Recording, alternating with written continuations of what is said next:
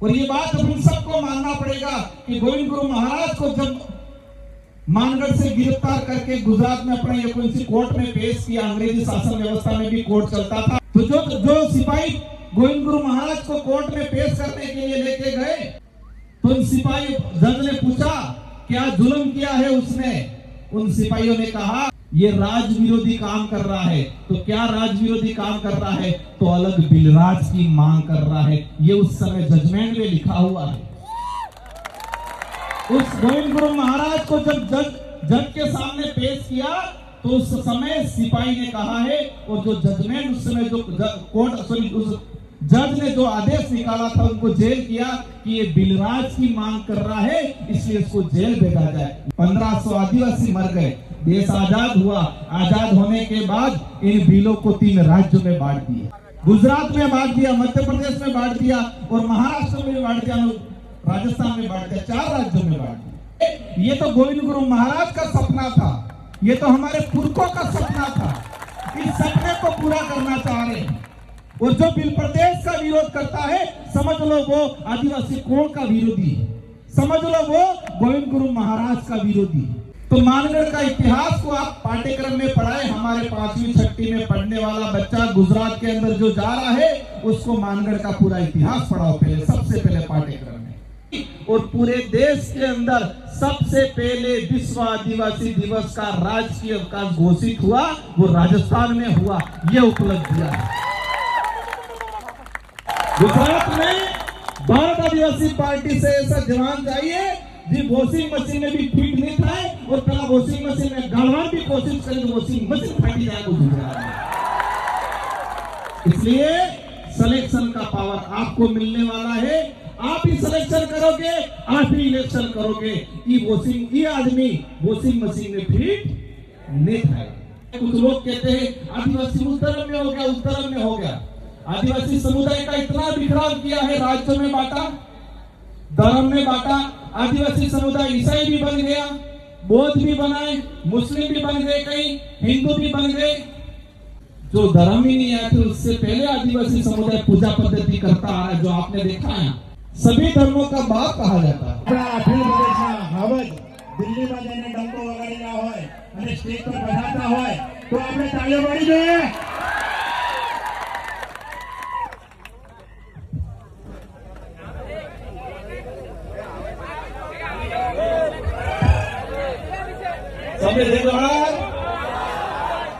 जय भील प्रदेश। आज वर्तमान गुजरात और आने वाले भविष्य का भील प्रदेश की धरती पे भारत आदिवासी पार्टी गुजरात प्रदेश कार्यकारिणी के नेतृत्व में और दाहोद जिला कार्यकारिणी के नेतृत्व में आयोजित भारत आदिवासी पार्टी जो कार्यालय उद्घाटन, और ये मंच पे हमारे जो विराजमान जिनकी प्रतिमाएं हैं, इस देश की आजादी में राजा रजवाड़ों से, मुगलों से, अंग्रेजों से अपने कोण की रक्षा बल्ले, जल जंगल जमीन की रक्षा बल्ले लड़ाई लड़ी और ये देश आजाद हुआ। लेकिन आजाद देश के अंदर भी ये जो महापुरुष हैं, इन महापुरुषों के सपने आज भी अधूरे हैं। इन महापुरुषों के विचारों को लेके और ये महापुरुषों के जो उद्देश्य थे, जिन उद्देश्यों को लेके वो लड़ते थे, अपनी जान गंवाई, वो उद्देश्य आज भी कई अधूरे हैं।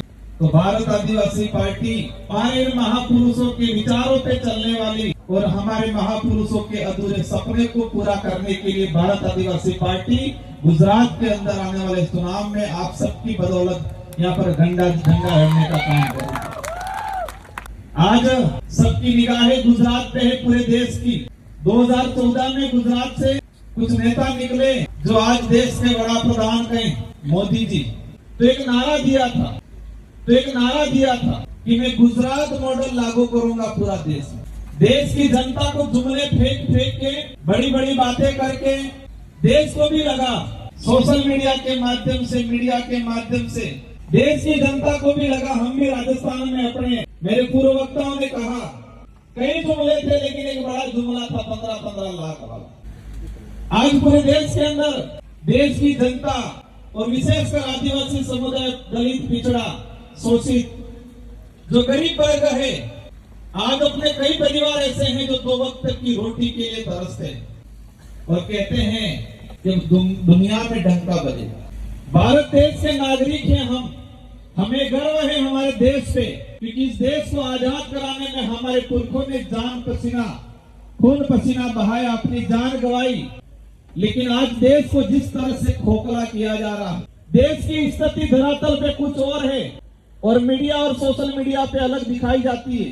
देश का दुनिया में डंका तब बजेगा कि इस देश का प्रत्येक वर्ग का, गरीब तबके का आदमी जो लास्ट कोने में, गांवों में, जंगलों में, पहाड़ों में रह रहा है, वो मूलभूत सुविधा थकी परिपूर्ण हेक्ति सुविधा मળી જાય તે देश में डंको आदि दुनिया में डंको देश में होना चाहिए। गुजरात मॉडल की बात होती है। गुजरात के अंदर अहमदाबाद, गांधीनगर बड़े शहर हैं, सूरत बड़ा शहर है और हमारे दाहोद, अलीराजपुर, छोटा उदयपुर, सतरामपुर, यहाँ के हमारे बेरोजगार भाई, कई डिग्रीधारी भाई गुजरात, अहमदाबाद, गांधीनगर के अंदर मजदूरी करते हैं। हर 1-2 दिन में 2-3 हादसे होते हैं। किसी का हाथ पैर टूटता है, किसी का सर फटता है, वो तो अलग है, लेकिन डेथ भी हर 1-2 दिन में 1-2 डेथ हो रही। मजदूरी करते हुए गिर गया। परिवार जाता है, परिवार गाड़ी करके वहां जाता है, लेकिन उसको गाड़ी का किराया भी नसीब नहीं होता। दुनिया भर की योजना चल रही है, चिरंजीवी योजना हो, आयुष्मान कार्ड हो, ये बीमा हो, लेकिन हमारा जो गांव में रहने वाला आदिवासी परिवार जो गुजरात, अहमदाबाद में मजदूरी कर रहा है, उसको किसी भी बीमा में कवर नहीं किया जाता। आज गुजरात के अंदर, क्योंकि देश को लगता है कि गुजरात सबसे की विकसित थाई की हम लागे, गुजरात में सब हम लागे, लेकिन गुजरात के अंदर आज भी गरीब, पिछड़ा, आदिवासी समुदाय है, उनकी हालत, आर्थिक स्थिति कमजोर होती जा रही है। भारत आदिवासी पार्टी सिर्फ राजनीतिक उद्देश्य पूरा करने के लिए नहीं आई है। इस पार्टी की जो विचारधारा है, उस विचारधारा का मूल मंत्र यही है कि गरीब तबके का आदमी, आदिवासी समुदाय, दलित, पिछड़ा, जो इस देश की आजादी कराने में इनके पुरखों ने जान गंवा दी थी, वो आज भी दर दर की ठोकरें खा रहा है। इनकी समस्याओं का समाधान करना, ये देश संविधान से चलता है, मोदी जी की कलम से नहीं। मोदी जी भी कलम चलाएंगे तो संविधान के आधार पे चलाएंगे। मोदी जी भी कलम चलाएंगे तो किस पे चलाएंगे? संविधान के आधार पे। संविधान से बड़ा कोई नहीं। लेकिन कुछ लोग संविधान को बदलने के लिए निकले। इस देश की जनता ने जवाब दिया लोकतांत्रिक तरीके से, और लोकतंत्र का तमाचा जब पड़ता है तो गूंज, अंदरूनी ऐसी गूंज गुजती है कि एहसास होता है, पता नहीं चलता है। इस बार लोकसभा चुनाव में डूंगरपुर बांसवाड़ा की जनता ने भी जोरदार तमाचा मारा था। बड़ी राजनीतिक पार्टी है। संसदीय क्षेत्र बांसवाड़ा डूंगरपुर की जनता ने मुझे जिताया। भारत आदिवासी पार्टी के बैनर तले इतना छल कपट करते हैं कि मार नाम थे कि 2 राजकुमार उबा किधर, सेम नाम के 2 राजकुमार, सेम सिंबल दिलवाया। 1,20,000 वोट फर्जी राजकुमार ले गए। किसने खड़ा किया? भाजपा वालों ने। भाजपा के बड़े बड़े नेता कहते हैं स्वच्छ छवि की राजनीति करने वाले, सत्य के मार्ग पे चलने वाले, धर्म के मार्ग पे चलने वाले ही। धर्म छल कपट नहीं सिखाता है, धर्म शोषण अत्याचार नहीं सिखाता है, दया करुणा भाव सिखाता है, सत्य के मार्ग पे चलने का सिखाता है। लेकिन भाजपा के नेता ऐसी नीति खेलते हैं जो धर्म और उनकी बातों से मेल नहीं खाती। लेकिन बांसवाड़ा डूंगरपुर की जनता को इस मंच से भी धन्यवाद देना चाहूंगा, जिन्होंने मुझे भारत आदिवासी पार्टी को 2.5 लाख वोटों से जिताया। लोकतंत्र की जीत है। आज आदिवासी समुदाय को सिर्फ वोट बैंक समझा गया, और वोट भी हमारे लोग किस आधार पे देते थे? आज से कि 20 साल पहले हो कहता प्रचार केम था तो माइक थे कि था तो कहता कोने के तो फूला माते आलजन, कोने के तो आत्मा से आलजन। और हमारी भोली वाली जनता जाके वोट देती, कोई फूला पे दे देता, कोई हाथ पे दे देता।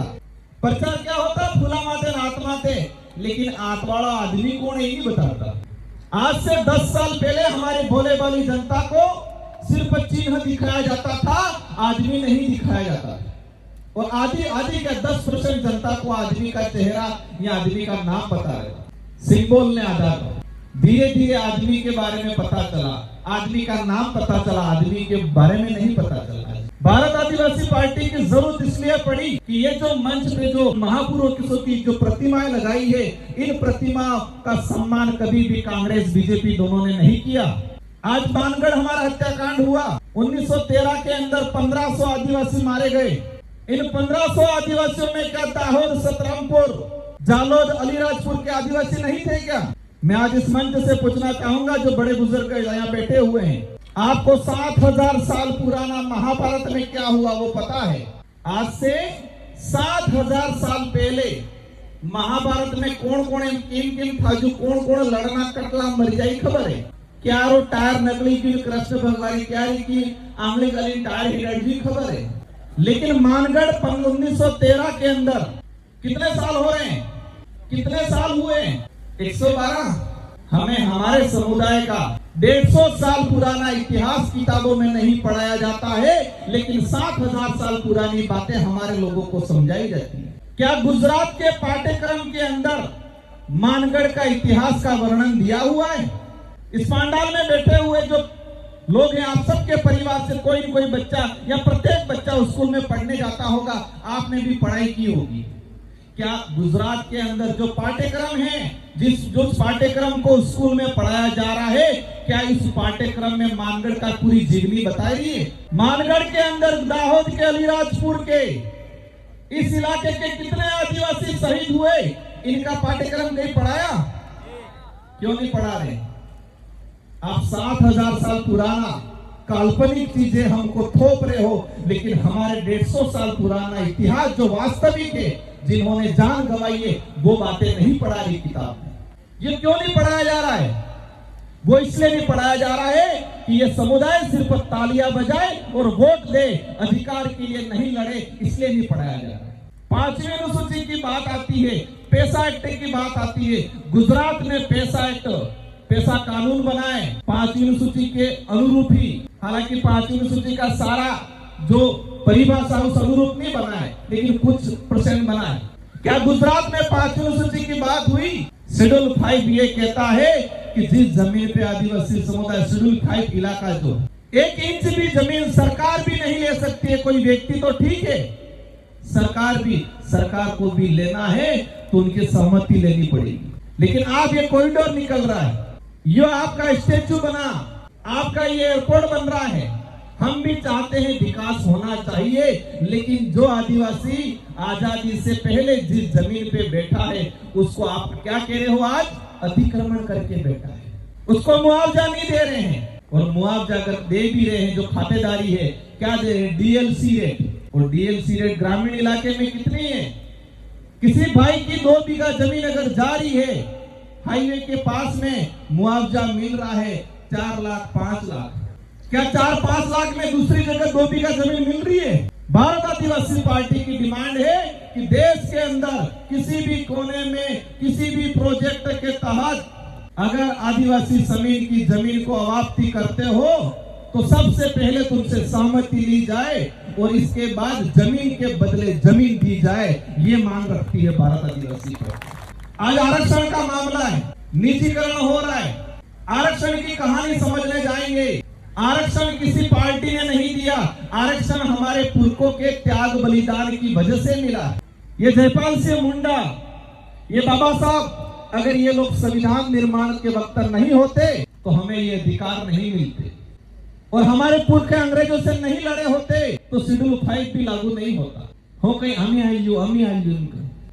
आज बातें करते हैं गुजरात के अंदर आरक्षण की, जब समझ आई, लोग आरक्षण की बात करने लगी। सुनने में आया है कई विधानसभा सीट से बोगस आदिवासी चुनाव लड़के MP मंत्री बन गई। सुना है आरक्षण की बात आती है, फर्जी सर्टिफिकेट लगा के नौकरी लग गई, और जो वास्तविक मूल मालिक है उनको आज तक हक नहीं मिल रहा।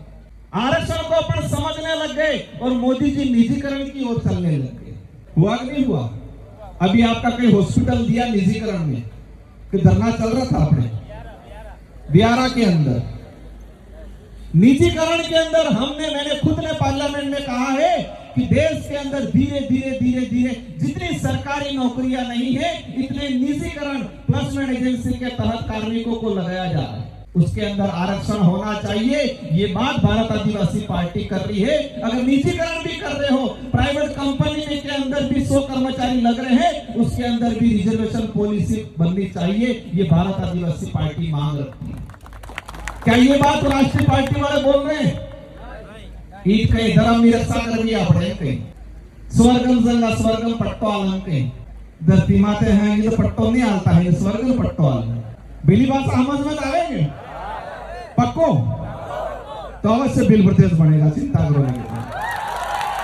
ये कलाकार जो थे, हमारे जो गायकार थे, तीनों भाइयों को मैं धन्यवाद देना चाहूंगा और हमारी छोटी बहन भी कहीं आई है, उनको भी धन्यवाद देना चाहूंगा। ये जब आप गा रहे थे मैं तब महसूस कर रहा था, अंग्रेजी शासन काल के दौरान अंग्रेजों को हमारे पुरखों ने गीतों के माध्यम से चेताया, भजनों के माध्यम से, भक्ति के माध्यम से उनको चेताया। अंग्रेजों को समझ में नहीं आया तो अंग्रेज क्या करने लग गए कि ये लोग नाच रहे हैं, विरोध कर रहे हैं।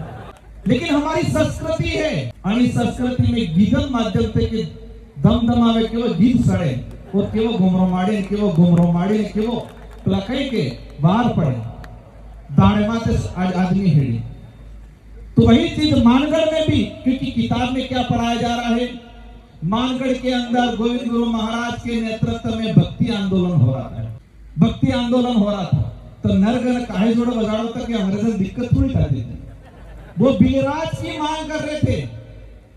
और ये बात हम सबको मानना पड़ेगा कि गोविंद गुरु महाराज को जब मानगढ़ से गिरफ्तार करके गुजरात में अपने एक कोर्ट में पेश किया, अंग्रेजी शासन व्यवस्था में भी कोर्ट चलता था, तो जो सिपाही गोविंद गुरु महाराज को कोर्ट में पेश करने के लिए लेके गए, तो उन सिपाही जज ने पूछा क्या जुल्म किया है उसने। उन सिपाहियों ने कहा ये राज विरोधी काम कर रहा है। तो क्या राज विरोधी काम कर रहा है? तो अलग बिलराज की मांग कर रहा है। ये उस समय जजमेंट में लिखा हुआ है।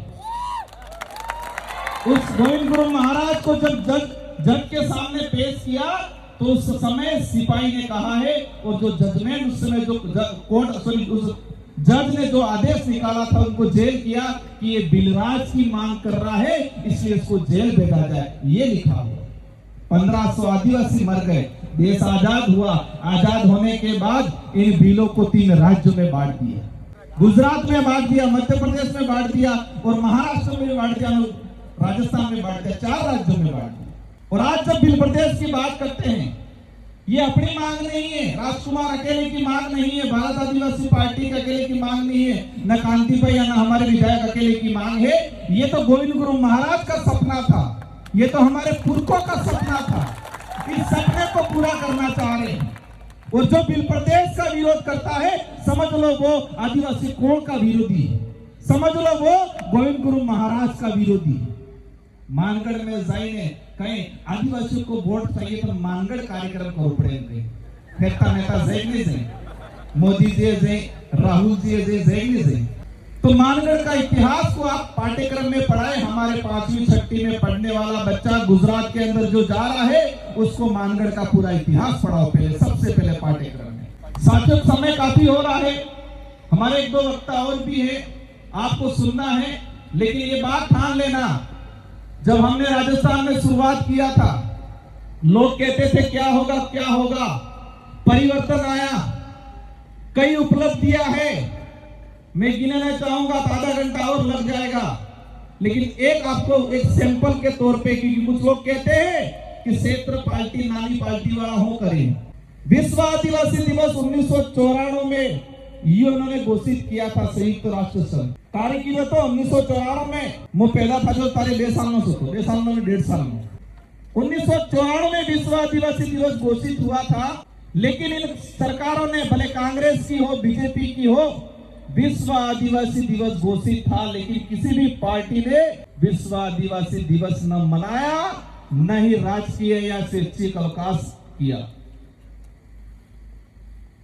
84 और सागवाड़ा की जनता ने 2018 में 2 विधायक बनाए, एक मेरे को और एक हमारे सीनियर साथी थे राम प्रसाद जी, दोनों को विधायक बनाए। और हमने मांग रखी कि विश्व आदिवासी दिवस का राजकीय अवकाश होना चाहिए।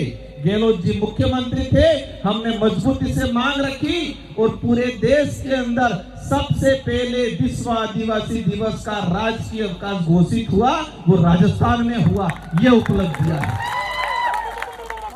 1994 में जो विश्व आदिवासी दिवस ये उन्होंने संयुक्त राष्ट्र संघ ने जो घोषणा की थी, जब 1995 के अंदर से भारत के अंदर मनाना चाहिए था इन पार्टी वालों को। हर जयंती मनाते नहीं मनाते, हर समाज हर धर्म का त्योहार मनाते, लेकिन आदिवासियों का विश्व आदिवासी दिवस इन पार्टी वालों ने क्यों नहीं मनाया? इसी विचारधारा की बदौलत राजस्थान में 2 विधायक गए और सबसे पहले राजस्थान में राजकीय अवकाश घोषित हुआ। गुजरात में है कि नहीं है? कब हुआ पता है आपको? 2021 में शायद। राजस्थान में होने के बाद या गुजरात वाला खबर पड़ी क्यों वारो भाजी जवानो है, पर एम रोक नहीं रोका गया, वारो भाजेगा ही थे। क्षेत्रीय पार्टियों की बदौलत देश के अंदर आजादी के बाद से आज तक देश के जो कानून बने हैं, अच्छे कानून, गरीब के लिए, पीड़ित के लिए, आदिवासी दलित के लिए हित में जितने भी कानून बने हैं वो क्षेत्रीय पार्टियों की बदौलत बने हैं। तमिल होगा केंद्रकारी क्षेत्र पार्टी की वाला सरकार थी। एक सबसे बड़ी योजना है, जब जनता इन नेताओं को भीड़ की जरूरत पड़ती है तो कौन सी योजना वाले को याद करते हैं? नरेगा वाले को। करते कि नहीं करते? सरपंचों को, सचिवों को कह देते हैं कि नरेगा की लेबर ले आओ, लेकिन नरेगा योजना भी क्षेत्रीय पार्टी वालों की बदौलत आई है 2005 में। कांग्रेस वाला कहीं कांग्रेस ही आई इस नरेगा योजना में। यूपीए की सरकार थी, 18 से 20 पार्टियों ने मिलके यूपीए की सरकार बनाई थी। मनमोहन जी प्रधानमंत्री थे और क्षेत्रीय पार्टियों ने सोनिया गांधी जी के पास डिमांड रखी कि यूपीए की सरकार को हम मदद करेंगे, लेकिन देश के अंदर रोजगार गारंटी कानून आना चाहिए। ये क्षेत्रीय पार्टी और सोशल एक्टिविस्ट जो लोग थे, इन्होंने डिमांड रखी। दूसरी डिमांड रखी कि देश के अंदर सूचना का अधिकार अधिनियम कानून आना चाहिए। एक गरीब आदमी भी चाहे कि कलेक्टर कटला वजह जाए, 1 महीना में कटला काम की जानकारी गरीब आदमी भी लेना चाहे तो ले सके, ये कानून आना चाहिए। उस कानून का नाम रखा सूचना का अधिकार अधिनियम। निःशुल्क शिक्षा का अधिकार कानून, खाद्य सुरक्षा अधिनियम जो 2013 में आया, ये सारे के सारे कानून क्षेत्रीय पार्टियों के सहयोग से जब भी यूपीए सरकार बनी तब आए। कांग्रेस फुल फ्रेश में बेटी, रोजगार गारंटी नहीं आती। कांग्रेस फुल फ्रेश में अगर सरकार में होती, रोजगार गारंटी नहीं आती है, सच्चाई है। मोदी जी तो बंद कर दो ही कह रहे थे, पर पता नहीं सलाहकारों ने सलाह दे दी कि आप देश में जब भ्रमण करने जाओगे तो सभा में नरेगा के ही लोग आएंगे, इसलिए उन्होंने बंद नहीं किया। लेकिन इसको अपंग करने का काम जरूर कर रहे हैं, उनके बजट में कटौती करने का काम हो रहा। आज ठान के जाना है, ये पार्टी एक क्रांति के रूप में, एक मिशन के रूप में चल रही है और इस पार्टी के अंदर जनता तय करेगी नेता कौन बनेगा। मैं भी विधायक बना, 2 बार सांसद बना, मैंने तय नहीं किया कि मैं बनूंगा, क्षेत्र की कार्यकर्ताओं ने तय किया राजकुमार बनेगा। यहाँ पर भी, गुजरात के अंदर भी वही हमारा प्रत्याशी होगा, उस क्षेत्र की निर्वाचित जनता कहेगी वही बनेगा। जनता सर्वोपरि है, सिलेक्शन प्रणाली वो लागू होगी। इस बात को मैं थोड़ा एक्सप्लेन करना चाहूंगा। देश आजाद हुआ उस समय कुछ लोग चाहते थे कि आदिवासी दलित को वोट का अधिकार मत दो। संविधान सभा की जो डिबेट हुई, हम कहते हैं संविधान बनने में 2 साल 11 माह 18 दिन लगे। संविधान को बनने में 2 साल 11 माह 18 दिन लगे। तो उस डिबेट में पढ़ना, आप एक जगह कुछ लोगों ने, मैं नाम नहीं लेना चाहूंगा, कि दलित पिछड़ा आदिवासियों को वोट का अधिकार नहीं मिलना चाहिए क्योंकि उनको समझ नहीं है वोट डालने की। और जयपाल सिंह मुंडा ने कहा था, आप उन लोगों को लोकतंत्र सिखाने की बात करते हो जो लोग हजारों सालों से लोकतंत्र जीता आया है। इन लोगों को लोकतंत्र की सिखाने की बात कर रहे हो जो हजारों सालों से लोकतांत्रिक व्यवस्था से जीता आया है। आपको लोकतंत्र आदिवासियों से सीखने की जरूरत है। ये बात जयपाल सिंह मुंडा ने संविधान सभा के अंदर कही थी। हमें वोट का अधिकार मिला, लेकिन इन राष्ट्रीय पार्टी वालों ने इसका तोड़ निकाल दिया। और तोड़ क्या निकाला? पार्टी हाईकमान और टिकट। इस बात को आप गौर से सुनना, क्योंकि आज तक आपके साथ अत्याचार, आपके साथ शोषण, आपके अधिकारों की बात इसलिए नहीं हो रही है क्योंकि हाईकमान, टिकट ये दो सबसे बड़ी बीमारी है। एक कहिए हाईकमान, बिजी टिकट। इन राष्ट्रीय पार्टी वालों ने विचार कर लिया कि हम कंट्रोल कैसे रखें अंग्रेजों की तरफ, तो उन्होंने हाईकमान बनाया और हाईकमान बना के टिकट देने का प्रारंभ किया। आपने देखा होगा जो विधायक प्रत्याशी होता है वो टिकट के लिए गांधीनगर चक्कर काटता है, दिल्ली चक्कर काटता है सांसद वाला, और उसके दिमाग में रहता है मुझे टिकट चाहिए, टिकट चाहिए, टिकट चाहिए। और जनता भी यही सोचती है कि टिकट किने मळे टिकट, कौन लावे टिकट, कौन लावे टिकट। और टिकट मिलते ही आधे समझते हम तो जीत गए। लेकिन संविधान के अंदर, भारत का संविधान है, उसमें टिकट का कई हवाला नहीं है। भारत के संविधान में वोट को ताकत दी है, न कि टिकट को ताकत दी है। टिकट तो पार्टी के संविधान में है, भारत के संविधान में वोट ताकतवर है, टिकट ताकतवर नहीं है। ये कागज है, कोरो है, ये पार्टी ने संविधान में। अब जिस विधायक, आपका विधायक पार्टी वालों ने टिकट दिया, उसके दिमाग में क्या है, वो एहसान मंद किसका रहा?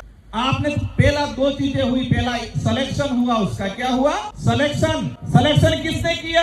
टिकट देने का काम किसने किया? पार्टी हाईकमान ने, मतलब उसका सिलेक्शन। और आपको फिर दिया इलेक्शन करो, आपने फिर इलेक्शन किया, मतलब वोट डाला। तो पहला प्रोसेस क्या हुआ? सिलेक्शन। तो सिलेक्शन करने का पावर रहा हाईकमान के पास, टिकट उन्होंने दिया और फिर आपको कहा आप इलेक्शन करो। और इस लोकतंत्र को कमजोर करने का सबसे बड़ा षड्यंत्र उन्होंने रचा कि इलेक्शन पावर खत्म करो और सिलेक्शन पावर महत्वपूर्ण बनाओ।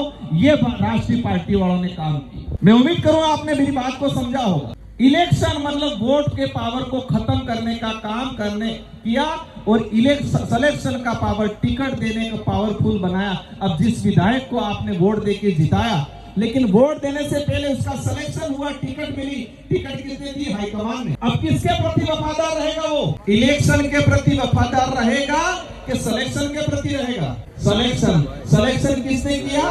पार्टी हाईकमान ने। तो चलो, विधायक बनने के बाद 5 साल तक आपका नेतृत्व नहीं करता है, वो पार्टी का नेतृत्व करता है। पार्टी कहेगी उठेगा, पार्टी कहेगी बैठेगा, पार्टी कहेगी लेट तो लेट जाएगा, पार्टी कहेगी मुंह बंद रखे। हो रहा है नहीं हो रहा है? कभी पता करना, ये राष्ट्रीय पार्टी के जो विधायक हैं, जो सांसद हैं, हो गए पार्टी गाइडलाइन ना के दी, हाईकमान से डायरेक्शन नहीं, पार्टी वालों ने ना कहा, पार्टी नाराज हो जाएगी, कभी समाज के विपरीत हो जाएगा बोला, कभी समाज का नुकसान होगा बोला, क्योंकि वो पार्टी के प्रति वफादार है, पार्टी के प्रति जवाबदेही है। लेकिन भारत आदिवासी पार्टी ऐसी सिलेक्शन प्रणाली दे रही है कि आपका विधायक, आपका सांसद जनता के प्रति जवाबदेही रहेगा, जनता के प्रति वफादार रहेगा। ये बहुत बड़ा काम है और ये काम राष्ट्रीय पार्टी वाले कभी नहीं करेंगे, क्योंकि वो आम गरीब जनता का भला नहीं चाहते, वो जनता के हाथ में पावर देना नहीं चाहते। इस पार्टी के अंदर जो अच्छा काम करेगा, जो तूफान में भी खड़ा रहेगा, क्योंकि गुजरात में तो शुद्धिकरण की मोटी फैक्ट्री है, वॉशिंग मशीन, तो हमें ऐसा बंदा चाहिए जो वॉशिंग मशीन के अंदर भी फिट नहीं हो। गुजरात में भारत आदिवासी पार्टी से ऐसा जवान चाहिए जी वॉशिंग मशीन में भी फिट नहीं था, और पहला वॉशिंग मशीन में गालवान भी कोशिश करें तो वॉशिंग मशीन फाटी जाएगा गुजरात में। ये शुरुआत है, आप सबकी पार्टी है, आपकी है, अपनी है। इस देश के गरीब दलित पिछड़ों की आवाज बनने का काम करेगी, हमारे महापुरुषों के जो सपने का साकार करने का काम करेगी। आपके बच्चे स्कूलों में पढ़ रहे हैं, आरक्षण नहीं मिल रहा है, इस आरक्षण की लड़ाई लड़ने का काम करेंगे। एक आखिरी बात बोल के मैं मेरी बात को यहाँ विराम देना चाहूंगा। और जनगणना इसलिए हो रही है कि लोकसभा चुनाव के अंदर लोकतांत्रिक तमाचा मिला है, इसलिए हो रही है। और जनगणना के अंदर हमारी आइडेंटिटी को कायम करना है, हमारी संस्कृति, हमारी पहचान, हमारी पूजा पद्धति, हमारी धार्मिक पहचान को इस बार हमको कायम करना। और आदिवासी समुदाय जब अपनी संस्कृति, अपनी पूजा पद्धति, अपनी धार्मिक व्यवस्था की बात करता है, कुछ लोग कहते हैं आदिवासी उस धर्म में हो गया, उस धर्म में हो गया। आदिवासी समुदाय का इतना बिखराव किया है, राज्यों में बांटा, धर्म में बांटा। आदिवासी समुदाय ईसाई भी बन गया, बौद्ध भी बनाए, मुस्लिम भी, हिंदू भी बन गए। जो धर्म ही नहीं आया थे उससे पहले आदिवासी समुदाय पूजा पद्धति करता आ रहा है, जो आपने देखा है। सभी धर्मों का बाप कहा जाता है, हमको बांट दिया सब में। तो पूजा पद्धति और धार्मिक शुद्धिकरण का काम भी भारत आदिवासी पार्टी कर रही है, आप सबके साथ सहयोग से। और गुजरात के अंदर परिवर्तन आएगा, जो एक मजबूती से पिछले चुनाव में देखा दिल्ली থেকে पार्टी अभी 11 लाख वोट लेगी तुम्हारे 27 सीटों में कितना वोट लेगी 11 लाख